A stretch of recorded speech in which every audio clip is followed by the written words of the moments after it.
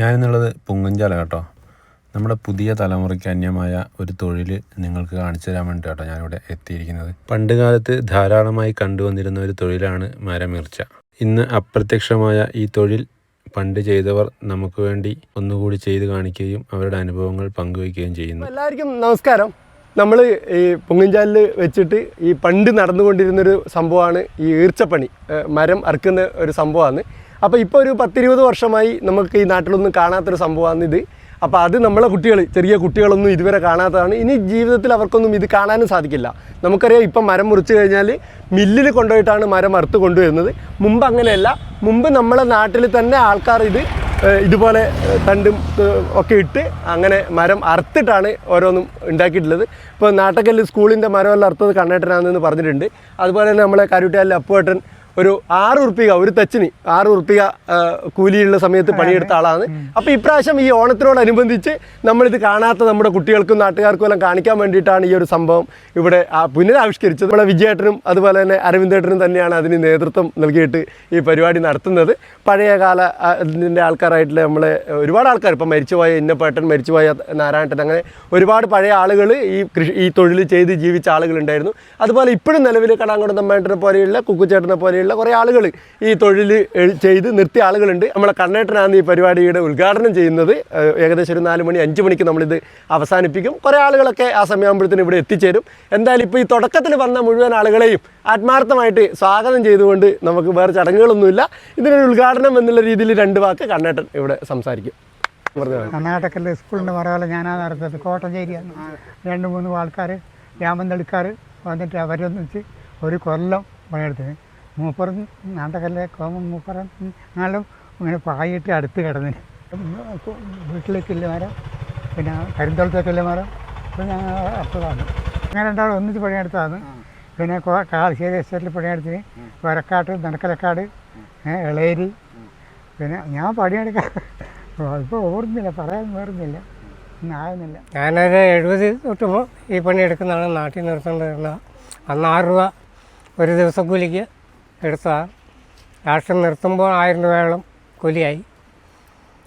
അതുപോലെ നമുക്ക് കാരുട്ടിയാൽ, മാലം, പൊങ്ങഞ്ചാൽ, പുന്നക്കുന്ന്, വെള്ളരിക്കുണ്ട് ഈ ഭാഗത്തൂടെ എല്ലാം നമ്മൾ ഒരുപാട് പണിയെടുത്തിട്ടുണ്ട്. പല കൂട്ടുകാരും, അരവിന്ദൻ, വിജയൻ, അതുപോലെ എല്ലാവരും ആയിട്ടും പണിതാണ്. ഒരു 25 വർഷത്തിന് മുകളിലായി ഞാൻ ഈ തൊഴിൽ ചെയ്യുന്നു.